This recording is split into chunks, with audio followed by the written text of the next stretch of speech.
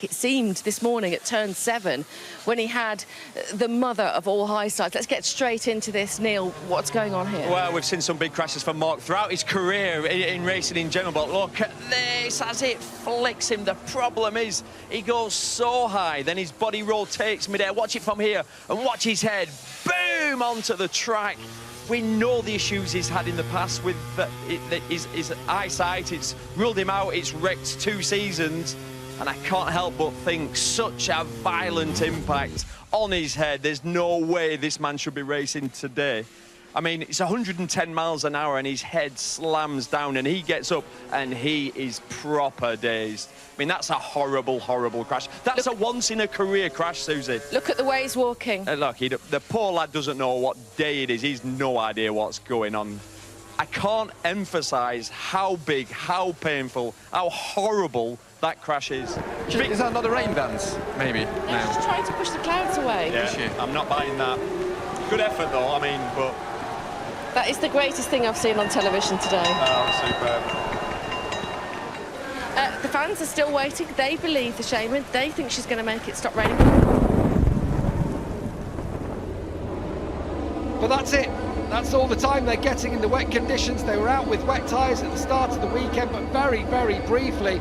And here we go. We're going to have a 20-lap Indonesian Grand Prix. As I say, after 25 years, finally to get a race. It almost didn't happen, but it's in wet conditions on the tropical island of Lombok that we are going racing. And Fabio Quartararo gets away a big wheelie, though, from Jorge Martin. Look at all the people getting bogged down, quite literally, at the start. And it's Miguel Oliveira coming through from the 3rd row of the grid from 7th place. He's going to challenge Quartararo. Alex Rins from the 3rd row. He's in 8th, but he's run very, very wide in turn 1. So it is Quartararo leading from Oliveira. And one of the Pramac riders, I'm assuming it's Zarco on the inside. Yes, it is. Also coming through. One of the factory Ducatis, I believe that is going to be Jack Miller. Of course it's Jack Miller. He's going to love these conditions. Of course, he's won in the wet previously. Zarco's coming through again, but he got a terrible start off the line. He just went backward, but since then he's made up some ground. And in these conditions, if you can lead, it's such an advantage. You've got no spray on your visor, you can see everything so clearly. So Quartararo's in such a good place right now. Yeah, and don't forget, he finished on the podium at home in Le Mans when we had a flag-to-flag race last year, and he came through behind Jack Miller and Johan Zarco. Also, when Petrucci won a couple of years ago, keep an eye on Paul Espargaro, because he's good in these conditions. He finished on the podium on that day on the KTM.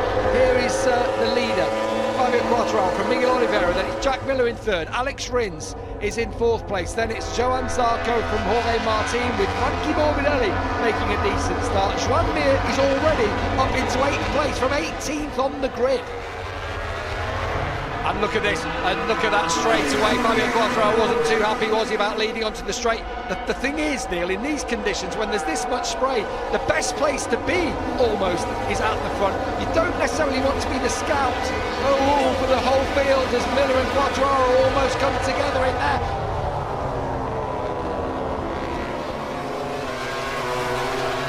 Jackson did a great job here. And he's going to come through, he's going to go and lead.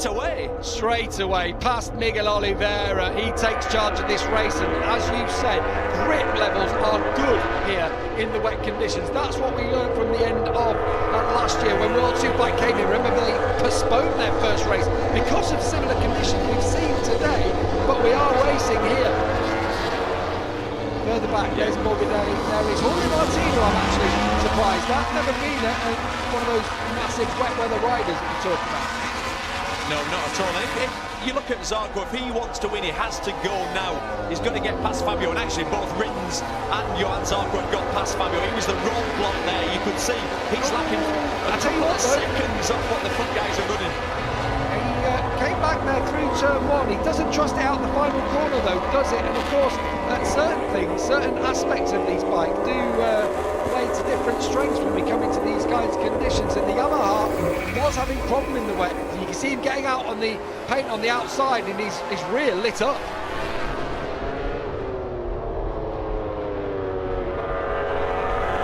Oliveira looks strong through there. Is he going to take over? I think he is. Jack says, go on then, Miguel, you have a go at the front. He's obviously been able to watch him here, Neil, and say, I think I can have a little bit more than the Aussie. That's Pecco Marco Bagnaia. Bagnaia, who has gone off track. He was riding in 9th place, but he will certainly drop down the order now. Oh, and that's Martin crashing out at turn 1. It's a fast one in there. Jorge Martin has crashed out. He needs to get through and up it even more, and he's going to do it now on that little switchback between turns 11 and 12. The left-right combination, and Zarco is through, and I've got the feeling now that he's past Rins, he's going to start motoring. Well, he's back at him now, and he's all over the back of the Spaniard, and he's going to go through, and he's going to ease Rins off the good line through into turn 2. They're both going to ease their way back round 3 and 4, but Quartararo is through and senses a shot at the podium here.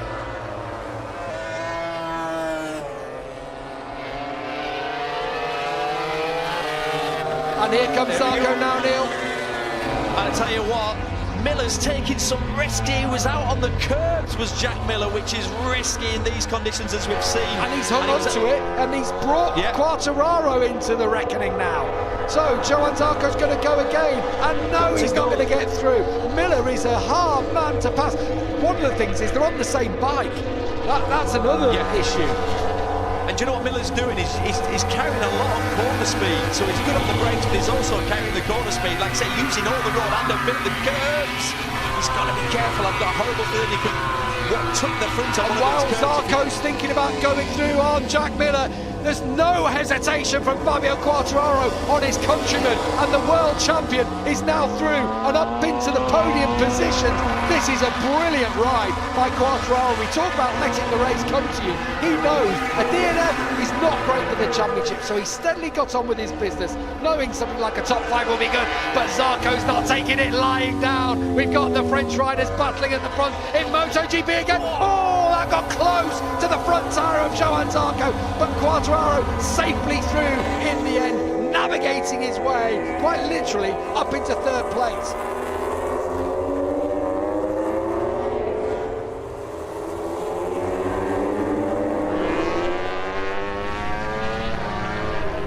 Miller wide, Neil, and Johann Zarco finally has had the door open for him, and Miller is outside the podium positions, having been leading the race. Just dropped back steadily, not quite felt it today. We're on to our last lap. This race has absolutely flown by. Of course, it was reduced from the start, but wet races just seem to last and last on some occasions. Today, it's been non-stop action. Oliveira out front in a league of his own. He should be able to bring it round throughout this final lap. 2.6 miles of the track. He's got 2.8 seconds on Fabio Quartararo. Quartararo, for me, is the one who's really come to the fore. Everything to lose today, and yet he's ridden through the field. He's risking even on this last lap. Incredible to be out on the curbs there with a little bit of lean angle. I don't want this to sound bad, Miguel, but I'd rather be watching the battle for 8th, because that's going to be harem scarem, isn't it? Well, without a doubt, as he comes around through turn 11 now into 11, a little flick onto the left, that patch of water, every single time I see it I think, oh, I'm not go near it, but they just pull the bike back round through 12. Here we go then for Miguel Oliveira. Last year, you remember that run of 3 podiums in a row, had the win in Barcelona, when I have to say it was a case of survival of the fittest, and he showed, Neil, on that day he had what it takes to be at the top in MotoGP. Yeah, stunning. I mean, it's a typical Oliveira ride. If he gets out into the front and he feels confident on that KTM, this is what he can do. On the KTM, a 4th Grand Prix victory, but first of the season for the Austrian manufacturer. It's victory for Miguel Oliveira in Indonesia in horrible conditions. Fabio Quartararo takes a brilliant 2nd place. Johann Zarco is 3rd, with Jack Miller off the podium cruelly in 4th. The Suzuki's pick up good points in 5th and 6th place. Then it's going to be Frankie Morbidelli next across the line, and it looks to me like actually Brad Binder has made it to the front of this group. at the end of the race. It is going to be from Aleix Espargaro. Pol Espargaro back in 12th. It's Brad across the line from Aleix, and then it's Barron from Enea Bastianini, and Pol Espargaro brings out 12th place. Alex Marquez in 13th, Marini, and Pecco Bagnaia takes the last point